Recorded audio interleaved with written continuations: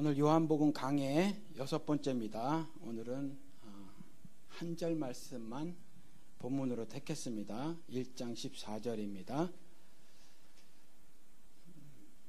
말씀이 육신이 되어 우리 가운데 거하심에 우리가 그의 영광을 보니 아버지의 독생자의 영광이요 은혜와 진리가 충만하더라. 아멘. 우리 지난주에 공부를 했죠. 말씀이 육신이 되었다라고 하는 거, 초자연적인 존재가 자연적인 존재가 돼 주셨다라는 거죠. 무한의 존재가 유한의 존재가 돼 주셨다는 거예요. 그러니까 시간을 장중에 붙드신 분이니까 시간과 공간의 제약을 전혀 받지 않는 그러한 존재가 시간 안으로 들어와 주셨다는 거죠. 그러니까 영원한 존재죠. 그리고 보이지 않는 그런 분이 눈에 보이게 오셨다는 거죠. 성육신이라는 거예요. 성육신. 그렇죠.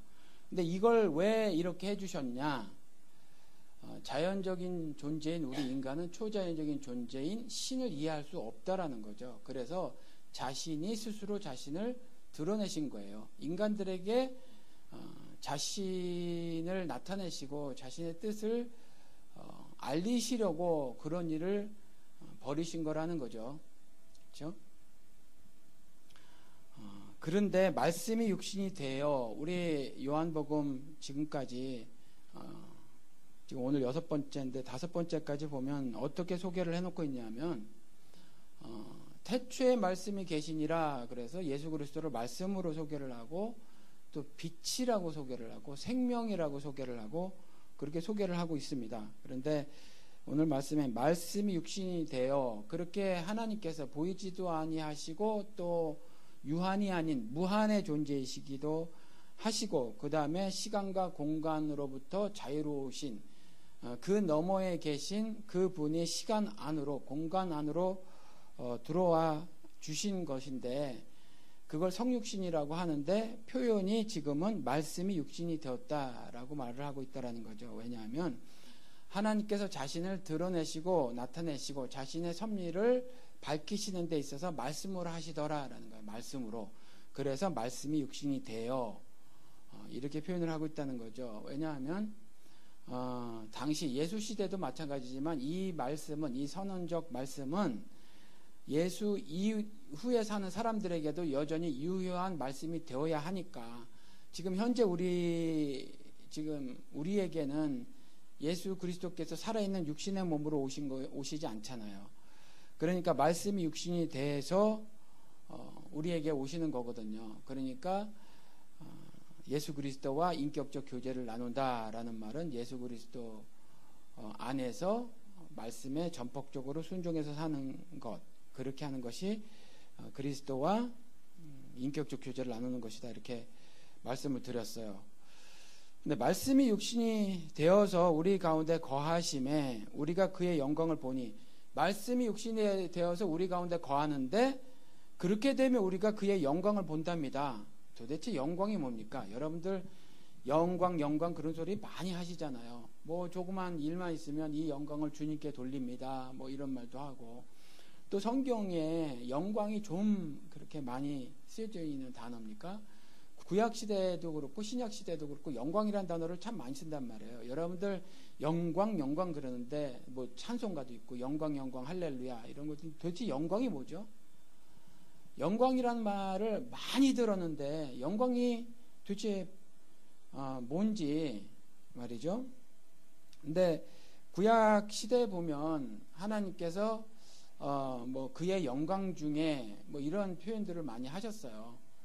뭐 예를 들면 뭐 그 이스라엘 성막을 인도하실 때에 구름 가운데에 불기둥이 있었잖아요. 그런 것들을 표현하실 때 하나님께서 자신의 영광을 드러내셨다라고 말을 하든지, 아니면은 블레셋을 쳐 부술 때 도무지 상대가 되지 않을 것 같은 이스라엘이 승리를 거두게 하실 때 그때 하나님께서 자신의 영광을 드러내셨다. 또 이렇게 말씀을 하시기도 하더라는 거죠.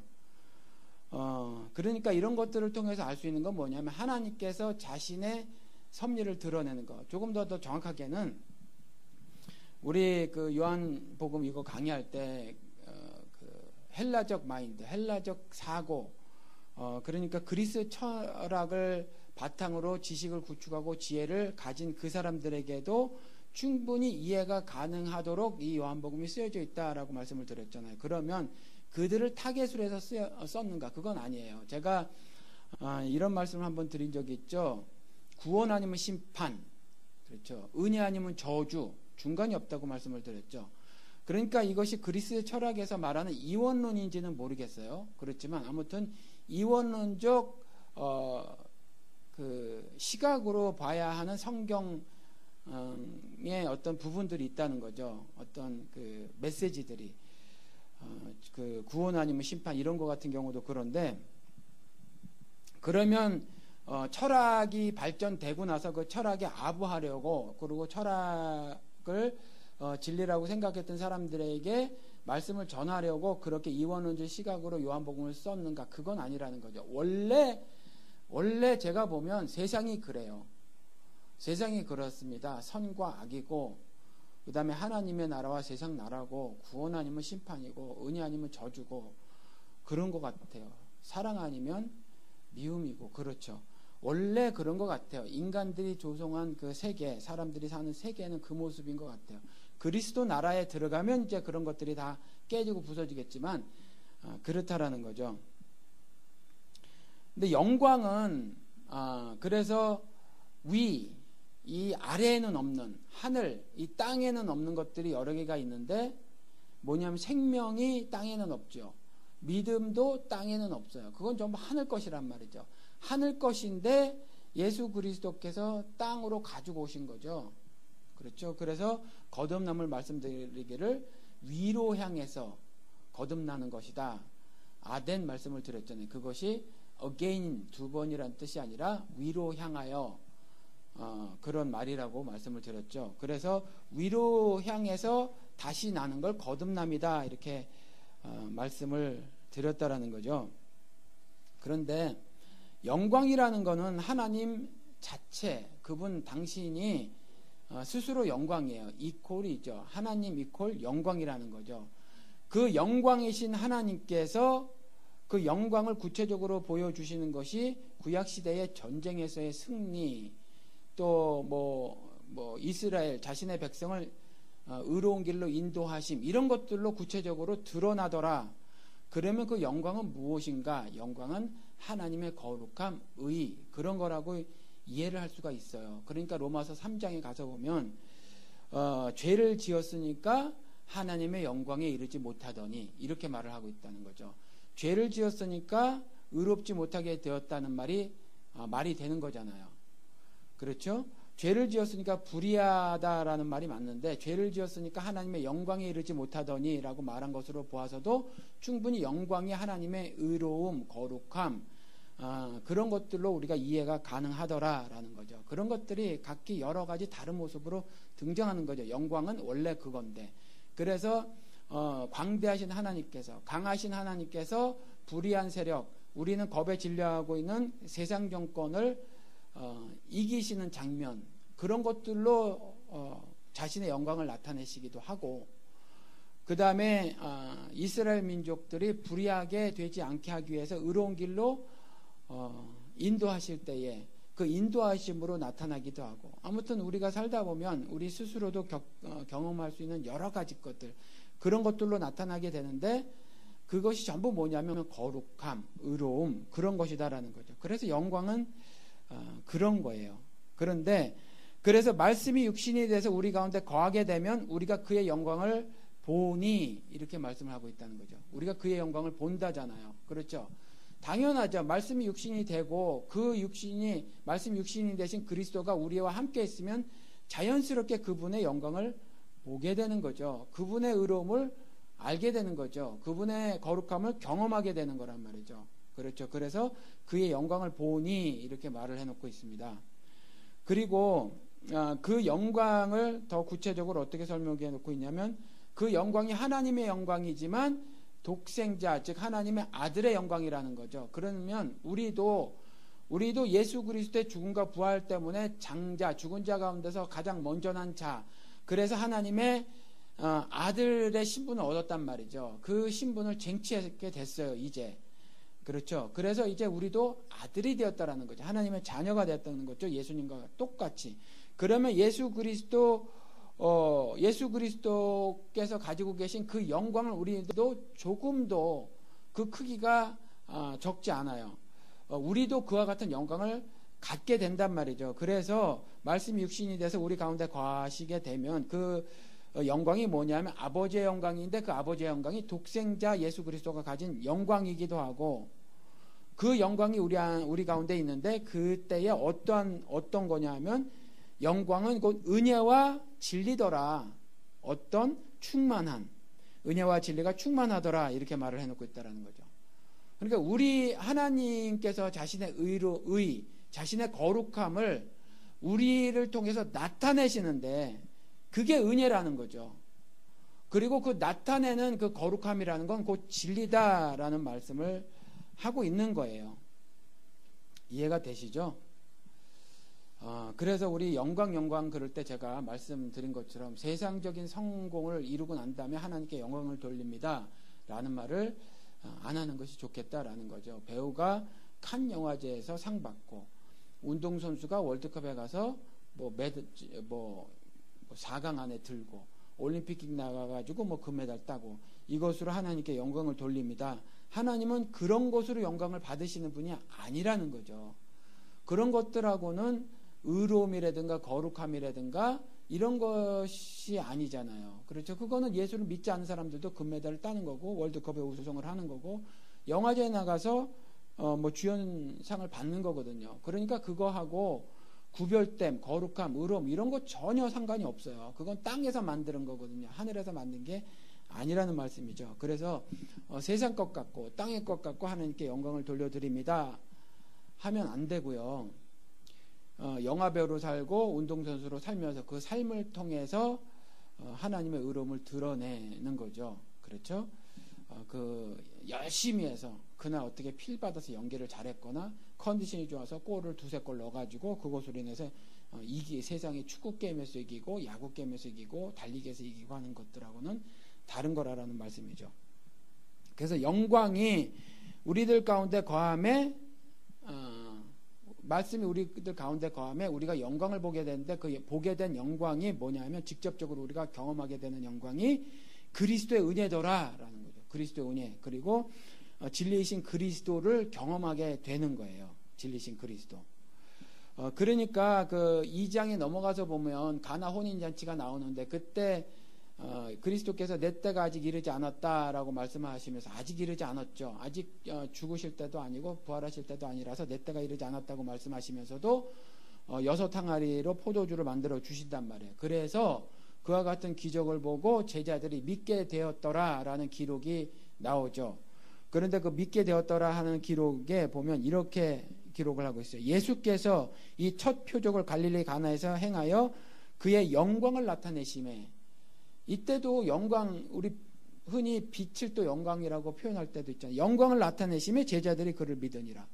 그러니까 여기서 그리스도께서 자신의 의로움을 나타내시더라, 구별됨을 나타내시더라, 도무지 땅에서 발견할 수 없는 거룩함을 드러내시더라, 그분이 신이신 것을 나타내시더라, 구원이라는 땅에서는 도무지 찾아볼 수 없는 하늘 섭리를 나타내시더라 라는 거예요. 그래서 그런 것들을 하나하나 깨달았는지는 모르지만 이때의 제자들이 믿으니라 라는 기록이 있죠. 요한복음 2장에 가서 보면.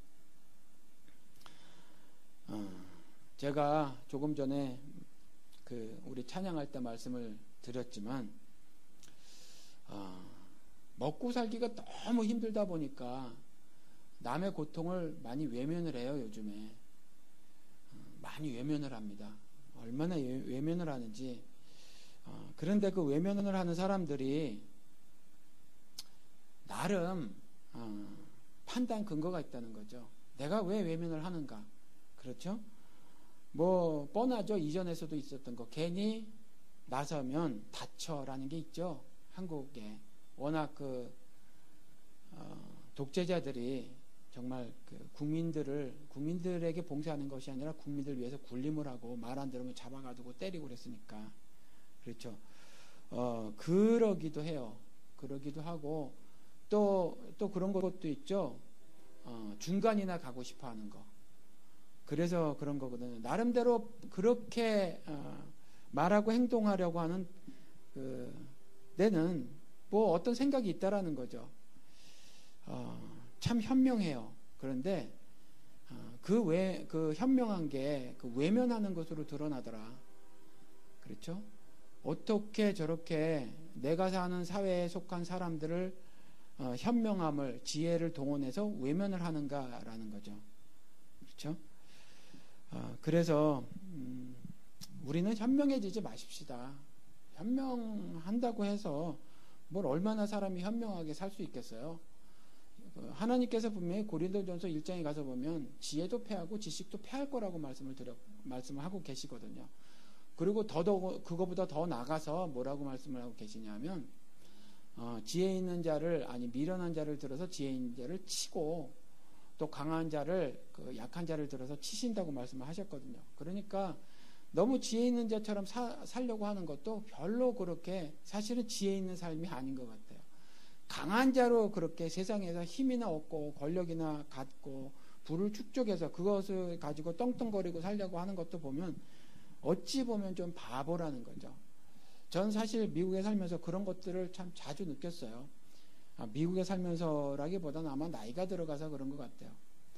돈 버는데 온 인생을 다 저당 잡고 살아요.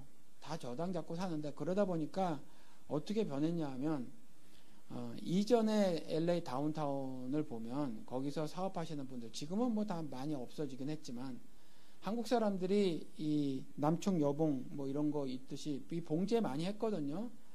봉제 공장을 많이 했는데 얼굴들이 말도 못해요. 정말 잘 사는데 지금 여기서도 마찬가지거든요. 우리 도넛샵 하시는 분들 계시지만 나중에 하시는 분들은 몰라요. 그런데 처음에 하셨던 분들은 스트레스가 말도 못합니다. 왜냐하면 이전에 도넛샵이 괜찮았었거든요. 그렇게 많지 않았을 때. 그런데 내가 차린 도넛 그 사거리 옆에 또 다른 분이 하나 또 갖다 붙이고 또 하나만 붙이면 모르는데 또 붙이고 그런 거거든요. 한국 사람이 하는 건 죄다 그래요. 대충 5가지 뭐 아니면 6가지 하잖아요. 그로스리 마켓 하든가 세탁소 하든가 뭐 도넛샵 하든가 뭐 이런 거 하지 않습니까? 그런데 옆에 갖다 붙인단 말이죠. 그러니까 말도 못하게 스트레스를 받아가지고 그 다음에 한 푼, 2푼 버는 거 있잖아요. 그것에 얼마나 예민한지 몰라요. 그래서 그 생활을 한 달, 1년, 5년, 10년 하다 보면 사람이 몰골이요. 자신은 모르지만 남이 보면 굉장히 흉해요. 남이 보면 얼마나 흉한지 몰라요. 괴물이 돼 있어요. 우리 지금 교포분들 많은 분들 괴물이 돼 있어요. 세상이 괴물 되도록 만드는 겁니다. 세상에 정권을 가진 이 사탄이 모두 괴물로 만들어 버리는 건데 깨어있지 못해서 나도 괴물이 돼가는 거예요. 나도 변신이라는 카프카 소설에서 벌로지로 변한 꿈꾸는 거 있잖아요. 그렇게 벌로지로 변해버리는 거예요. 내가 그 디스토피아 소설 있잖아요. 내가 막 벌러지가 되는 거죠. 그게 꿈인가요? 실제라니까요. 인간의 모습을 한 벌레가 돼서 사는 우리 교포분들이 꽤 많다라는 거죠. 일생의 대부분을 정말 큰 소리 뻥뻥 치는 사람처럼 10억 불, 100억 불이라면 또 모르겠어요. 그것도 안 되는 거지만. 그런데 끼케야 몇만 불, 10만 불, 20만 불, 아니 100만 불 이 정도를 한평생 걸려서 겨우 만져보는 거거든요.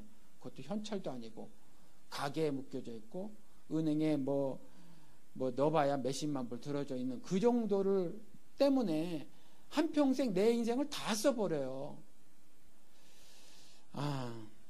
참 이게 안타까운 일인데 여러분 뭐 먹고 사는 일에 최선을 다하지 말라는 말씀이 아니라 인간들의 삶이 겨우 고까지 건가 한 번씩 돌아보실 필요가 있다라는 거죠. 돌아보시려면 여유를 가져야 합니다.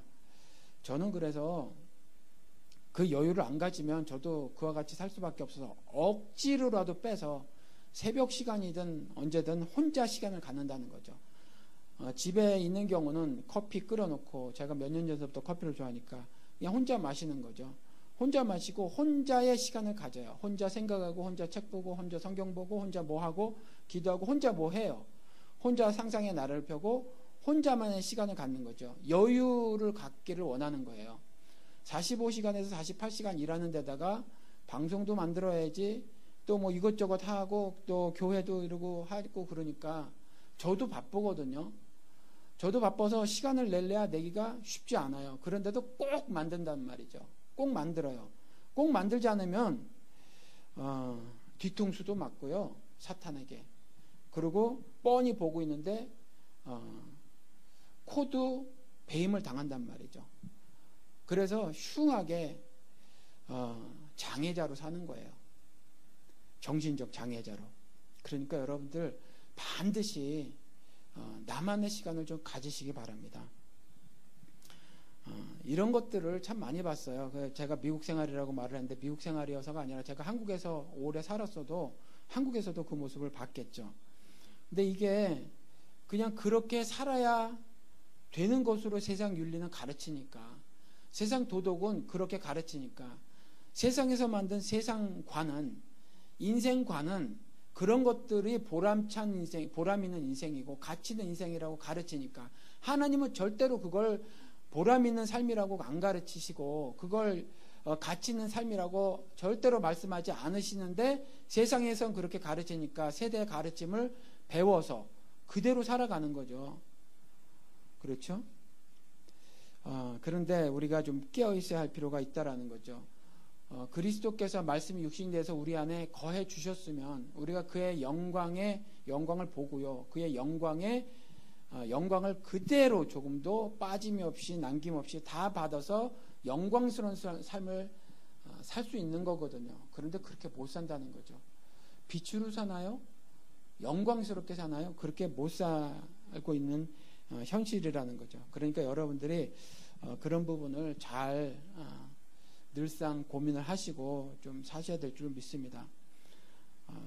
제가 지금 나이가 50이 넘었는데 가끔 요즘에 특히 부끄러울 때가 많이 있어요. 어떤 경우는 예수를 믿지 않는 사람들인데 그 사람들의 말이나 행동을 통해서 보면 나는 너무 천박하다, 나는 너무 저질이다, 이런 생각을 가질 때가 많이 있더라는 거죠. 그러니까 여러분들도 이게 개별적 시간을 갖지 않으면 워낙 바쁘게 몰아치니까, 사탄이 밥 빌어먹고 살기에 바쁘게 몰아치니까 그냥 꼼짝없이 당할 수밖에 없거든요. 그러니까 억지로라도 시간을 빼서 그러한 시간을 가지셔야 한다는 거죠.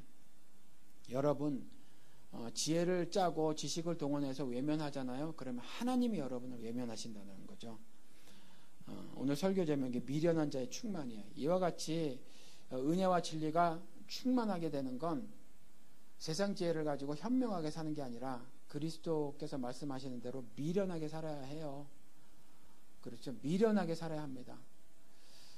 그래서 세상 지혜 있는 사람들에게는 그것이 미련한 것이지만 우리는 그것을 구원의 능력이라고 말하잖아요. 뭐를요? 십자가의 도. 십자가의 도가 바로 구원이잖아요. 그렇죠?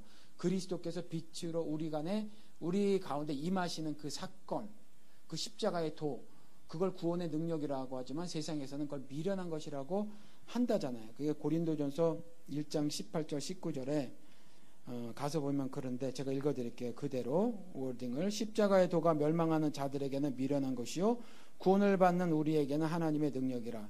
기록된 바 내가 지혜 있는 자들의 지혜를 멸하고 총명 있는 자들의 총명을 폐하리라 하였으니.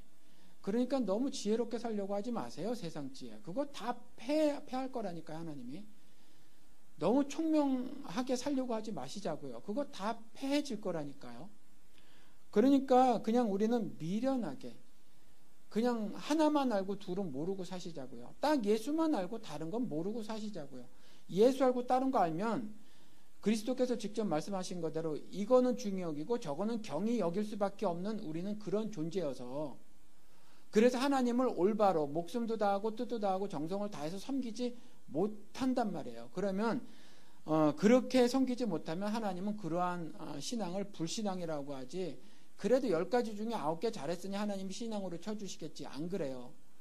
이게 굉장히 이해하기가 어려운 건데, 옷깃만 만져도 믿음이라고 말씀을 하시고 죄 용서를 받았다고 말씀하시지만 정말 있는 대로 구제금식 기도 못하는 거 없는 그 신앙생활을 한 사람조차도 아니라고 또 말씀하시거든요. 그렇죠. 그러니까 요것이 구분하기 힘든데 이게 뭐냐면 전폭적으로 하나님 말씀을 수용하고 신뢰하고 따르고 사느냐 아니냐 이거예요. 다 한다는 말이. 뜻을 다하고 힘을 다하고 정성을 다한다는 말이 그 말이거든요. 내가 나가서 생업으로 무슨 일을 하든지 간에, 가정에서 무슨 일을 하든지 간에, 교회 건물 안에서 무엇을 하든지 간에 상관없이 절대 기준은 하나님이다. 절대 기준은 말씀이다. 혹 세상에서 나도 모르게 말씀도 다 기억이 나지 않고 세상에서 가르쳐준 세대 가르침이 내가 기억나는 게 있는데 가만히 보니까 좀 이상한 듯 싶어서 하나님 말씀으로 깨우쳐 주시옵소서. 내 생각에 바른지 옳은지 주의 성령께서 나를 의의 길로 바른 길로 인도하소서 그랬더니 성령님께서 인도해 주셔서 그것이 옳지 않다라고 말씀을 하시면, 말씀을 통해서 그러면 어떻게 해야 되냐면 우리는 그 세대 가르침을 버려야 한다는 거죠. 우리의 총명함을 버려야 해요. 우리의 지혜를 쓰레기 취급을 해야 된단 말이에요. 그렇게 단순하게 살아야 되는 거죠. 그렇게 해야 우리가 그리스도의 영광에 참여하는 삶을 살게 되더라라는 겁니다. 제가 허락을 받지는 않았지만 저에게 이메일을 보내오신 분의 편지를 읽어드릴게요. 굉장히 긴데 2번 왔어요. 제가 읽어드릴게요. 첫 번째 온 거. 안녕하세요 목사님. 더운 여름 잘 보내고 계신지 궁금합니다. 언제나 목사님의 가정과 교회에 큰 평화가 있기를 기도합니다. 요즘도 목사님의 팟캐스트를 가끔 청취하고 있습니다. 이게 두 번째 편지군요. 첫 번째 편지부터 먼저 읽어드릴게요. 첫 번째 편지. 이게 두 번째 편지입니다.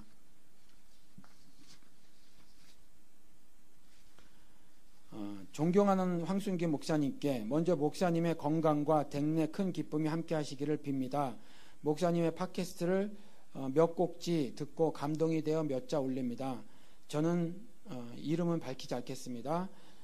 저는 뭐뭐뭐라고 하며 경기도 어느 시에서 살고 있습니다. 이 시도 제가 그냥 말 안 하는 거예요. 생업을 위해서 금융상품, 주식, 채권 등 강의를 하고 있습니다. 한 탯줄로 이어진 수천 년 공동체가 비극적으로 갈라진 현실이 안타까워 늦은 나이에 동국대학교에서 남북한 경제협력을 주제로 논문을 준비 중인 박사과정 수료생이기도 합니다. 교회는 다니고는 있으나 믿음은 거의 없는 인간입니다. 하지만 영혼의 목마름이 있어 예수님이 주는 참 생명을 얻기 위해 기웃거리고 있습니다. 하나님 나라를 확장하기 위하여 동분서주하시는 목사님의 모습 안타깝습니다. 그러면서도 주의 일을 위하여 좌고우면하시는 것을 보며 깊은 존경을 드립니다. 목사님, 어떤 사람은 태어날 때부터 범접할 수 없는 권세를 가지고 태어납니다. 그리고 어떤 사람은 가난한 집 막내로 태어나 묽은 죽도 못 먹고 시들어갑니다. 평범한 인간은 살아가면서 삶이 평등하지 않음을 뼈저리게 느낄 것입니다. 피를 말려가며 부귀와 빈천의 차이를 알게 될 것입니다. 그것은 불완전한 인간의 눈에 비친 스펙트럼과 같지 않겠습니까? 그러나 전능하신 주님은 영혼만을 보시며 결코 차별이 없다 했습니다. 우주를 지신 하나님께 영겁이 찰나와 같다고 배웠습니다. 알파요 오메가이시며 물질과 시간을 장중에 두셨다고 들었습니다. 하나님이 권세 있는 자들의 편에 서신다고 하는 글을 결코 본 적이 없습니다. 오히려 그 독생자께서 힘없고 가난하고 멸시받는 자들의 편에 서 주셨습니다. 교회는 예수의 가르침에 앞장서야 하지 않겠습니까? 그런데 이 시대 이 교회는 왜 이렇듯 오만합니까? 힘없는 자의 편에 서고 가난한 자들을 멸시하지 않습니까? 정의로운 소리를 묵살하고 세속의 권력을 쫓지 않습니까? 피 흘리며 고통으로 몸부림치는 자들을 외면하고 자식을 잃고 통곡하는 자들을 조소하지 않습니까? 외식하는 자들이 교회를 가득 메우고 있지 않습니까? 안타깝게도 한국의 대형교회는 예수 시절에 제사장이 된 것 같습니다. 교회는 바리새이의 규례로 신자를 꽁꽁 묶고 오히려 진리를 막아서고 있는 듯합니다. 교회는 한갓 감정의 배설구가 되고 있습니다. 엊그저께 수요일에도 저희 교회 목사님은 위대한 록펠러와 11조 이야기를 하셨습니다. 예수 외마디에 성전 휘장이 갈라졌던 기사를 생각합니다. 아무리 미천한 자라도 천하보다 바꿀 수 없는 소중한 주의 전입니다. 세상에 어떤 권세가도 비천한 자와 영혼의 무게가 동일합니다. 교회의 소임이 돈과 권력을 획득하는 것이 아니고 저와 같이 죄 많은 영혼을 돌이키게 해야 할 것입니다. 진리의 말씀을 전파하시는 목사님께 깊은 지지를 보냅니다. 세상이 뿌연 탕류로 흘러가도 더럽혀지지 않는 한 줄기 빛이 되기를 원합니다. 요건 아니고요. 끝에 거는 개인적인 이야기라 이렇게 쓰셨어요. 여러분들은 신앙생활하면서 여러분들 말고 이웃에 대해서 관심을 가져보셨습니까? 신앙 그런 거 별로 없습니다라고 고백을 했어요. 그분이 이렇게 쓰신 겁니다. 두 번째는요, 좀 더 썼어요. 조금 전에 읽었지만 그 부분도 다시 읽도록 하겠습니다. 그거 그냥 넘어가고, 작년에 북한학 박사과정 코스웍을 끝냈습니다. 현재 박사 수료인 상태인데 올해는 연구 등록 기간이고 내년에 논문을 완성하여 심사에 들어가야 합니다. 빠르면 내년 8월에 학위를 받고 졸업하게 됩니다. 도시 경영으로 박사과정을 등록했다가 포기한 적이 있습니다. 경영학을 석사 전공으로 했고 금융 강의를 15년 동안 해와서 그쪽으로 박사학위를 받는 것이 자연스러운 것일 수도 있었습니다. 더구나 석사과정 지도교수께서 각별히 생각하셔서 생업과 공부를 병행하는데 여러 가지 편의를 봐주시기로 약속하셨습니다. 그러나 어느 날 등록을 철회하였습니다. 저는 1969년 생입니다. 우리 나이로 46입니다. 배움은 숨이 멎을 때까지 지속되는 것이고 목표가 아닌 과정입니다. 그러나 박사과정은 어쩌면 제도권 교육 안에서 제게 주어진 마지막 배움일지도 모릅니다. 평생 타인의 의지에 의해서 그리고 삶의 거친 강요에 의해 갈망을 억누르며 살아왔습니다. 그러나 이제 저는 하고 싶은 공부를 하고 싶었습니다. 공동체의 아픔을 몸으로 느끼고 상처를 치유하는 일에 작은아마 헌신하고 싶었습니다. 북한학을 한다고 하면 해괴하게 생각하는 사람들이 많습니다. 그것이 밥벌이가 되는가? 혹시 종북분자 아니면 국정원 요원이 아닐까? 사람들은 사실 별것도 아닌 이익과 탐욕에 전 영혼을 바칩니다. 그래서 곁에서 형제가 질식해 죽어간다는 사실을 알지 못합니다. 의식적으로 주변의 비참함에 눈을 감습니다. 설사 비참함을 발견해도 그들이 마땅히 받아야 할 벌을 받고 있다고 말합니다. 그들이 보기에 북한을 공부하는 것은 쓸데없는 짓입니다. 저는 북한의 지배청을 좋아하지 않습니다. 항일 무장투쟁사와 세기와 더불어 김일성 저작집, 김일성 선집, 주체총소 등을 들여다보았지만 매력적인 것은 없었습니다. 제게는 인민과 동포가 관심일 뿐입니다. 목사님, 여기에 단단한 호리병이 있습니다. 그 안에는 작은 새가 있는데 병에 갇혀 죽어가고 있습니다. 이 새는 전 우주와 비교해도 결코 뒤지지 않을 아름답고 소중한 새입니다. 새가 죽어가고 있습니다. 어떻게 해야 새를 살릴 수 있을까요? 새를 구하기 위해 병을 깨뜨린다고 해도 다만 피투성이로 죽음이 된 새를 얻을 것입니다. 정권을 압박하여 김정은 정권을 깨뜨린다고 해도 북녘 들판에는 형제들의 시신이 가득할 것입니다. 북과 교류 협력하자는 것은 김정은과 지배 세력을 돕자는 것이 아닙니다. 질식해가고 있는 새를 살리자는 것입니다. 사실 그 새는 우리 자신이기도 합니다. 병에서 새를 어떻게 풀어내느냐 하는 것은 답을 알지 못합니다. 아직 풀지 못한 숙제입니다. 하지만 당장 죽어가는 동포들은 일단 살리고 보아야 합니다. 제가 생각하는 바는 이러한 것이고 또 이러한 바에 소명이 있다고 생각합니다. 목사님의 생각은 다를지 모릅니다. 그러나 우리를 낳아준 부모와 그 부모 그리고 또 그 부모 많은 생명들의 은혜 가난한 형제의 손을 잡음으로써 갚아야 한다는 마음은 같을 것입니다. 지난 100여 년 동안 이 민족은 압제와 내전을 겪었습니다. 상습적으로 도적맞았고 강간당했고 사륙당했습니다. 밀렵되는 짐승무리처럼 움막이 불타고 인종 청소되었습니다. 강도들은 선열의 목을 잘라 불상선인의 표식을 달아 전시했습니다. 학대받아 지렁이처럼 배로 기어다녔습니다. 열광의 속죄물로 역사의 재단에 아낌없이 피를 뿌렸습니다. 피와 살을 먹은 열강들은 버젓이 잘 살고 있습니다. 속죄물은 아직도 허리가 잘려 버둥대고 있습니다. 우리는 다른 민족을 수백만이나 학살한 적 없습니다. 비누 20장의 지방을 얻기 위해 살인공장을 운영하는 것도 감히 상상도 해본 적이 없습니다. 건강한 인간의 피를 모두 뽑고 바닷물을 넣어 실험한 적도 없습니다. 파괴와 살육의 효율성을 높이기 위해 전쟁 때 성노예를 끌고 다닌 적도 없습니다. 목사님, 이렇게 기도해 주시기를 부탁드립니다. 하나님이 진정 살아계시다면 이제 이 민족을 질곡에서 일으켜 당신의 실존을 증거해 주십시오.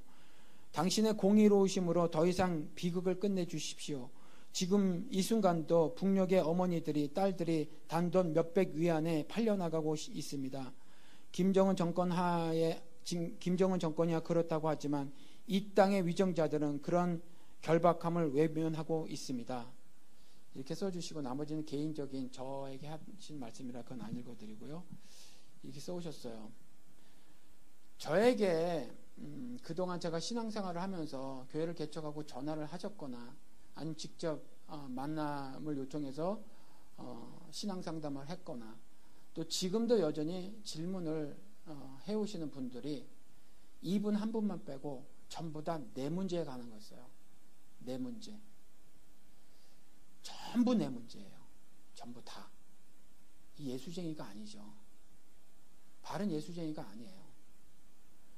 예수님이 이 땅에 오셔서 죽으심으로 하늘 사랑을 이루셨잖아요. 이타적인 삶을 살고 가고 너희들도 이와 같이 이타적인 삶을 살아라. 그래서 너도 네 십자가가 있고 그 십자가를 지고 네 골고다 언덕을 올라가지 않으면 내게 합당하지 않다 그랬으면 내 문제만 가지고 신앙상담하면 예수 그리스도께는 합당하지 않은 사람들이란 말이에요. 절대로 합당하지 않아요. 원수 같은 세상에 살고 있는 그 죄인들을 구원하시고자 세상을 사랑하신다고 선언하시고 그리고 그 사랑을 확증하시고자 예수 그리스도를 이 땅에 보내셨다는 거죠. 그리고 십자가에 달아 죽이셨어요. 그러한 일을 벌이시기 전에 이렇게도 말씀하시고 저렇게도 말씀하셨는데 이스라엘을 선택하셨다는 거죠. 이스라엘을 선택하시고 말씀을 주셨어요. 이 세상에 온 사람을 구원하시고 싶으셔서 그래서 온 세상을 사랑한다고 말씀하시잖아요. 구원하고 싶으셔서 구원의 채널로 사용하시기 위해서 이스라엘을 선택하시고 이스라엘에게 말씀을 주신 거예요. 그런데 이스라엘이 그 말씀대로 살지 않고 말씀을 왜곡해버렸어요. 그런 이스라엘에게 하나님이 모진 질책을 가하시는 건 당연한 겁니다. 당연한 거예요. 그들을 벌하시는 건 당연한 거예요. 그리고 그들에게 바른 길로 살라고 주문하시는 건 당연한 거예요. 그들에게 아주 호된 비판을 가하시는 건 당연하죠. 말씀을 주었는데 말씀대로 살지도 않을 뿐더러 구원의 채널로 너희들이 온 세상을 구원하기 위해서 즉 아브라함에게 제일 처음에 주었던 복 너는 복의 근원이 될 것이래. 아브라함이 받은 복은 복의 근원이 되는 복을 받은 거예요. 자기가 뭐 잘 먹고 잘 사는 복이 아니라 복의 근원이 되는 복을 받았는데 그 복을 확장시켜서 야곱을 이스라엘 만들면서 이스라엘에게 그 아브라함에게 주었던 똑같은 복을 주신 거거든요. 복의 근원이 되라고 온 세상에 하늘 사랑을 전하라고 그렇게 하신 거거든요. 그런데 그렇게 안 사니까 하나님으로부터 아주 모진 비판을 피할 수 없다는 거죠. 그리고 벌도 피할 수 없다라는 거예요. 그렇잖아요. 제가 왜 교회 비판하는 줄 아세요? 왜 제가 뽀송뽀송한 단어를 사용하지 않는 줄 아십니까? 저도 마찬가지예요. 온 세상에 하나님의 사랑을 전하고 싶어서 교회를 까대는 겁니다. 하나님 말씀대로 안 사니까. 교회에게 분명히 교회를 창설하시고 열쇠를 주시면서 네가 땅에서 풀면 하늘에서도 풀릴 거고 네가 땅에서 먹으면 하늘에서도 맬 거라고 분명히 어마어마한 권세를 주셨단 말이에요. 교회요, 너희들이 성도가 세상을 판단하는 줄 알지 못하냐? 판단, 저치, 재판, 무엇이 의고 무엇이 그른 것을 분별하는 권한을 너에게 주시지 않았느냐? 뭐로 하죠? 말씀으로. 교회에게 말씀 주셨다는 거거든요. 말씀 주신 게 언약 주신 거잖아요. 저에게 가끔 뭐 대화를 이렇게 나누시는 분, 제가 지난주인가 지지난주인가도 어느 분이 전화가 와서 목사님인데 만났거든요. 제 설교를 듣고 있다고 말씀하세요. 달라스의 어느 교회 목사님하고 저만 목사랍니다. 그래서 들으신대요. 만나 뵈니까 연세가 저보다 많으시더라고요. 그런데 좀 이야기를 나눠보니까 그래요. 좀 무슨 말씀이냐면 어떤 동료 의식 아니면 동료 같은 종류 의식을 어떤 그런 뭐 친근감을 표시하는 분들을 가끔 만나요. 저는 뭐 아시지만 뭐 많은 사람을 친구로 두고 있지 않아서 뭐 꼴통 보수들이 관계 가지고 세상살이를 하니까 그런 거 잘한다며요. 개혁적인 사람은 어차피 관계 설정 유지 잘 못한답니다. 저 못해요. 뭐 잘못된 게 보이는데 그게 가능한가요? 이익을 위해서 뭉치는 것이 보수고 그래야 관계 설정도 유지도 잘하는 거죠. 그래서 별로 없는데 그래도 가끔 그런 분들이 계시단 말이죠. 그래서 그런 말씀들을 해오시는데 조금만 얘기 나눠보면 아니에요. 아니더라고요. 여전히 저와는 생각이 달라요. 저는 말씀 만인데다가 그리고 잘났든 못났든 내 삶이 그거보다 더 형편없고 구겨진 모습이라고 할지라도 그래도 한다는 거죠. 그래서 저는 기독교 윤리로 손가락 하나를 남에게 이렇게 가리키면 세 개는 나를 가리킨다. 이거 기독교 윤리로 도무지 수용할 수 없어요. 그거는 독재하기 위해서 이 단을 점령하고 있는 자들이 만드는 윤리거든요. 그건 성경에 나와 있는 것도 아니에요. 내가 완벽해서 세상 사는 거 아니잖아요. 그렇잖아요. 내가 완전하니 너희도 완전하라. 내가 거룩하니 너희도 거룩하라 하는 말씀이 내 노력으로 가능하다라는 말씀이 아니잖아요. 내 안에 계신 예수가 너를 살게끔 순종해라 라는 말씀이잖아요. 실질적으로 나는 날마다 죄를 짓는 사람이잖아요. 날마다. 그렇잖아요. 완벽해서 완전해서 그렇게 사는 거 아니거든요. 그렇죠? 그래서 열매를 보고 나무를 안다고 열매가 썩으면 나무도 썩은 거일지 몰라. 나무도 질병에 걸린 거일 수 있어 라는 판단을 지속적으로 하고 사는 거예요. 우리는. 그렇죠? 그래서 좀 그 작업을 진행해 나간다는 거죠. 말씀드린 것처럼 이스라엘이 말씀을 받았는데 그 말씀을 소홀히 여겨버렸어요. 그러니까 그와 같이 하나님으로부터 모진 비판을 당했듯이 제가 보니까 말씀은 이렇게 기록되어 있는데 교회는 딴 살림을 살더라. 다르게 살더라라는 거죠. 그러니까 하나님의 심장을 내가 그 심장을 내 심장으로 이식해서 그 말씀을 토해내고 있는 중이라는 거죠. 거기에 뭐가 있어요? 세상을 향한 하늘 사랑이 있다는 거죠. 이스라엘을 통해서 온 세상을 구원하시려고 했던 것처럼 교회를 통해서 하나님께서 하늘 사랑을 전하시기를 원하잖아요. 그런데 교회가 하늘 사랑을 전하고 있나요? 못 전하고 있으니까 그걸 말해줘야 되는 거잖아요. 어떨 때는요 심각하면 욕하고요, 바보 같으면 등신이라고 비웃는 거예요. 제가 그래서. 그렇지만 그나마도 성경 말씀에 궁금해하는 사람들, 목사님 전도는 어떻게 해야 하나요? 목사님 영과 진리로 예배를 드린다라는 말씀이 있는데 이 말씀이 뭔가요? 제가 답변을 지금 다 해드리고 있거든요. 여러 가지 질문들을 해오진단 말이에요. 그렇죠? 전도도 맨날 고구마 무슨 전도왕 이딴 거나 하고 말이죠. 주의 도를 전하는 게 전도지 무슨 교회 끌고 오는 게 전도예요?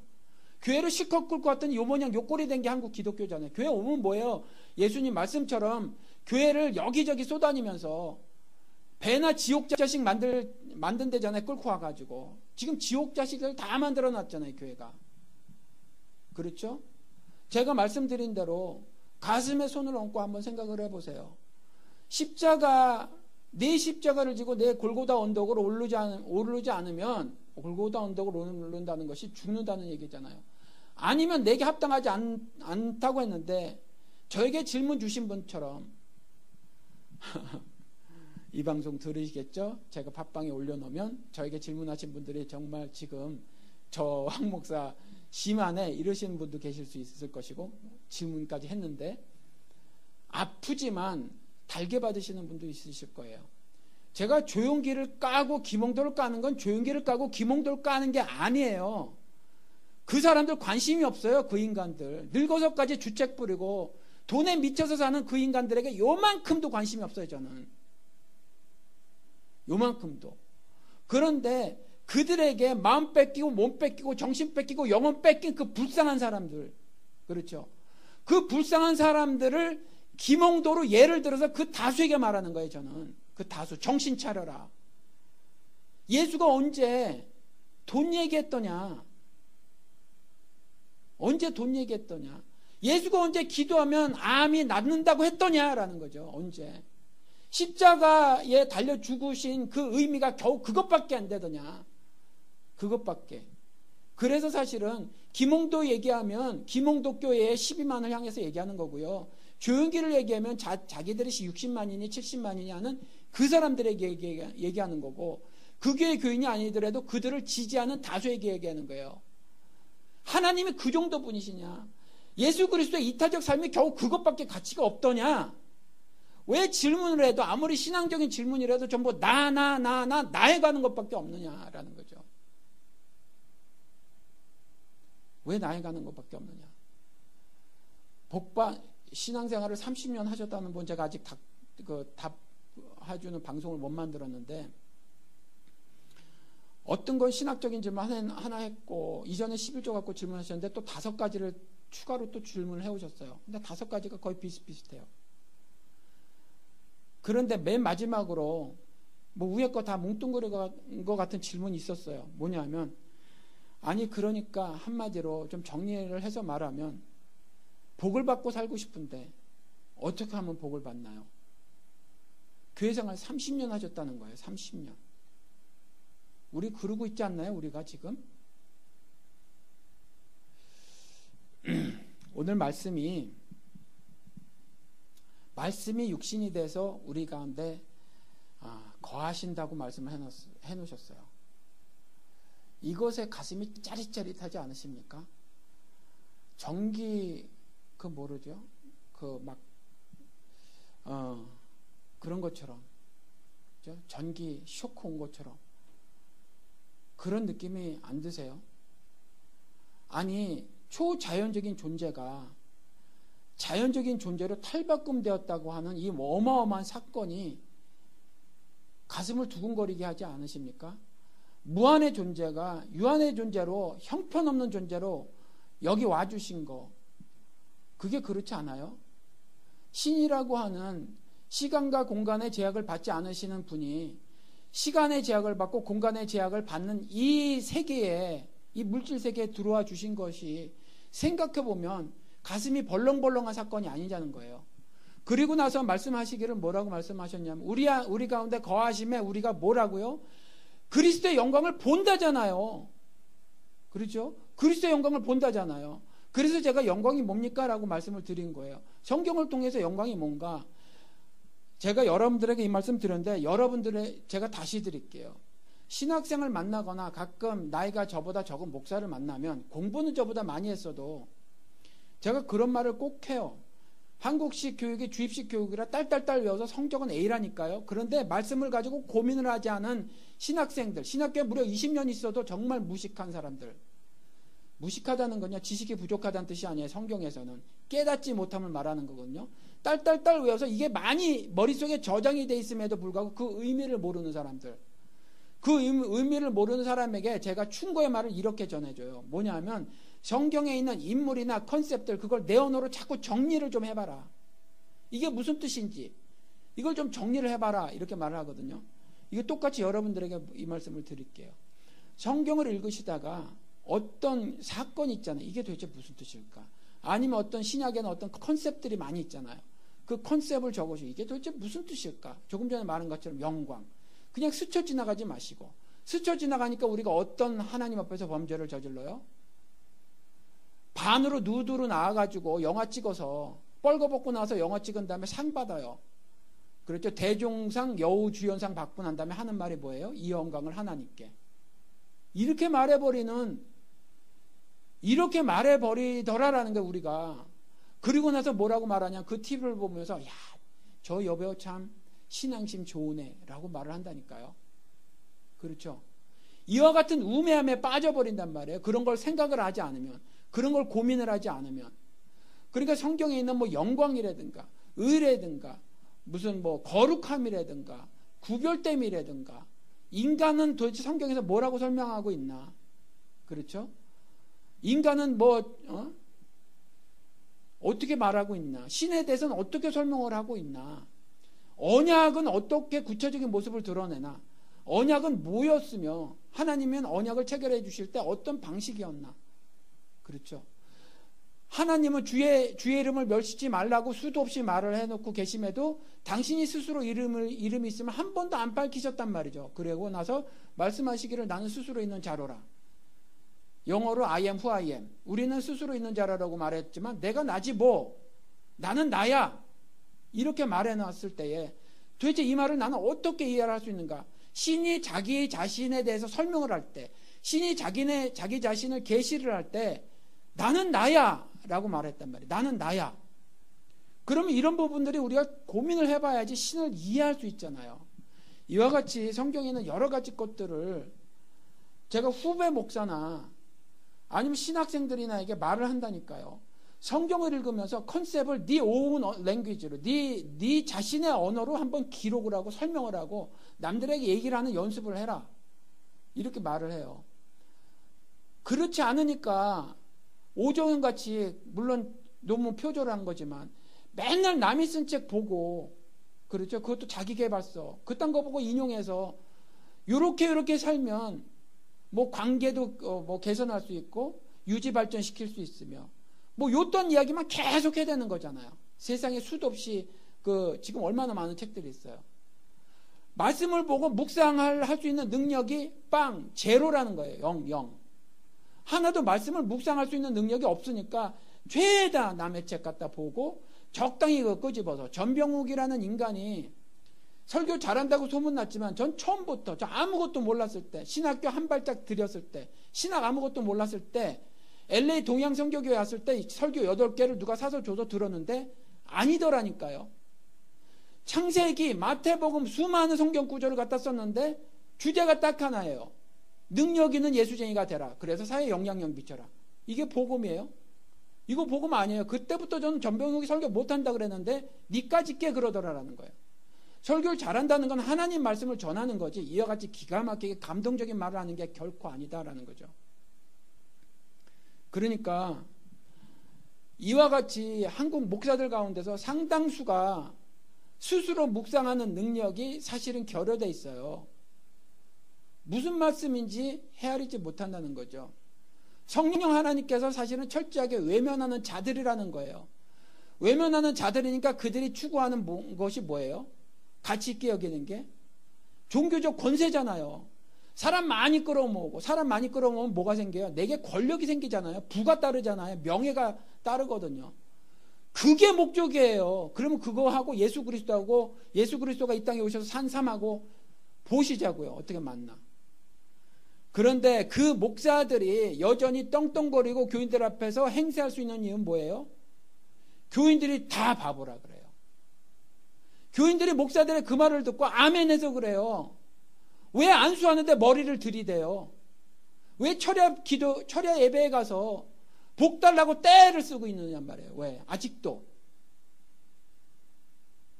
그래서 그런 거거든요. 이제부터 소망을 가지십시다. 갈렙이 80에 움직였잖아요. 이제부터라도 소망을 가지십시다. 분명히 말씀하고 계시거든요. 말씀이 육신이 돼서 딴 데 가지 아니하시고 그거 와주신 것만 해도 너무 고마운 거예요. 사실은 안아주셔도 돼요. 원수 같으니까 우리가 하나님을 반역했으니까 안아주셔도 되는데 그래서 은혜라고 하잖아요. 와주신 것이 얼마나 감사해요. 그래서 감사로 제사를 드리고 구원의 능력이 없으면 안 되니까 구원의 능력은 하나님만 갖고 계시잖아요. 신만. 그러니까 그 구원의 능력을 찬송하는 거잖아요. 그렇죠. 그래서 그 예수 그리스도가 우리 안에 와주셨으니까 우리 안에 와주셨다고 하잖아요. 말씀이 육신이 돼서. 그렇죠. 이게 그냥 활자인 사람들이 거의 다잖아요. 기독교계 99%가 이게 그냥 활자잖아요. 이게 40불짜리 50불짜리 그냥 책이잖아요. 이게 살아있는 운동력 있는 내 삶을 완전히 문학적으로 표현한 영과 홍과 및 골수까지라도 쪼개고 남는 그리고 마음의 깊은 곳까지라도 감찰한다고 하는 예수님이 아닌 거잖아요. 더 이상 말씀이 기독교인들에게. 그런데 우리 다시 되새기자고요. 오늘 말씀이 육신이 돼서 우리 가운데 거하고 우리 가운데 거하시니 우리가 하나님의 영광을 보게 되었더라. 그렇죠. 보게 되었더라. 그리고 그 영광을 보게 된 것은 뭐냐면 그리스도의 은혜와 진리였더라. 진리가 너희를 자유케 하리라. 그렇죠? 내가 혹시 자유를 조금이라도 저당 잡혀 있는 것이라고 생각하면 그리스도와 연합되지 않아서 그래요. 혹은 연합이 됐는데 바울처럼 죄 중에 빠져 있던가. 그렇죠? 그래서 제가 여러 번 말씀을 드리지만 우리 예수쟁이들은 진리가 너희를 자유케 하리라 그랬는데 그 하나님의 말씀을 거역하고 있는 사람들에게 주어진 그 자유를 억압하는 모든 세력에게 우리는 저항을 해야 해요. 그 다음에 하나님께서 자신의 영을 물어 넣어 주셔서 자신의 모습과 형상대로 만들으셨다고 했어요. 그게 인권이라는 겁니다.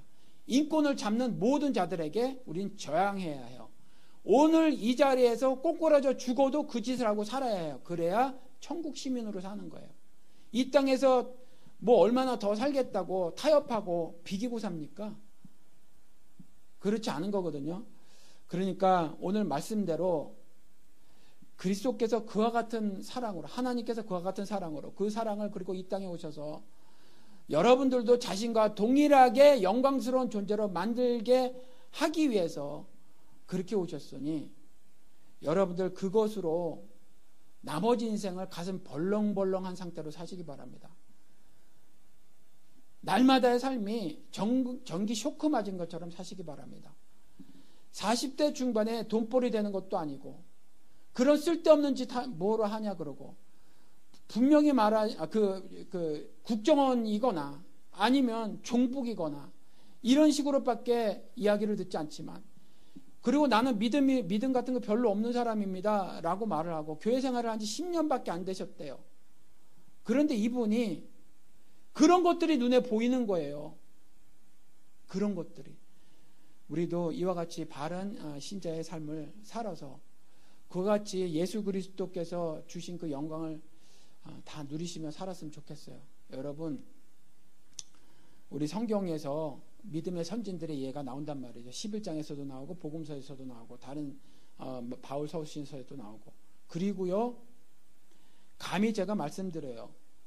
훌륭하다는 말이 아니라 저도 한 예가 될 수 있어요. 저도 여러분들이 본받을 만한 한 예가 될 수 있습니다. 훌륭하다는 게 아니라 저는 기쁨을 누리고 산다는 거죠. 아시지만 제가 달라스의 어느 목사들보다 제일 가난할 거예요. 월급 없이 사는 목사가 뭐 있나요? 작은 교회라도. 그래도요, 전혀 상관이 그런 걸 가당치 않고요. 성경에 나와 있는 믿음의 선진들이 누리고 있는 그 기쁨을 전 누리고 살아요. 그러면 저 황 목사는 어떻게 그렇게 누리고 사는가 여러분 주변에 있으니까 가끔 곁눈질해서 제가 누리고 있는 하나님의 은혜를 조금씩 나눠 가지시기 바랍니다. 말씀을 마치겠습니다. 이와 같이 놀라운 사건이 우리 앞에 벌어졌어요. 그리고 그 놀라운 사건은 너무나 좋은 사건입니다. 우리들에게. 그래서 그 예수 그리스도의 말씀이 육신이 되시고 자신의 영광을 드러내시며 여러분들에게 자신의 영광을 그대로 이식시켜 주시고 자신이 영광스러운 존재인 것처럼 여러분들도 영광스러운 존재로 살 수 있도록 이와 같이 큰 은혜를 베푸셨으니 이제 이 그리스도의 은혜를 꼭 붙들고 사셔서 아무리 상황이 세상의 정권을 가진 힘을 가진 권세자가 여러분 삶을 옥죄일지라도 그 가운데서 그리스도께서 말씀하신 대로 세상을 이기노라 하는 선언을 매일같이 하고 사시고 그 다음에 주님께서 말씀하신 진리가 너희를 자유케 하리라는 그 자유함을 날마다 누리시고 항상 기뻐하라.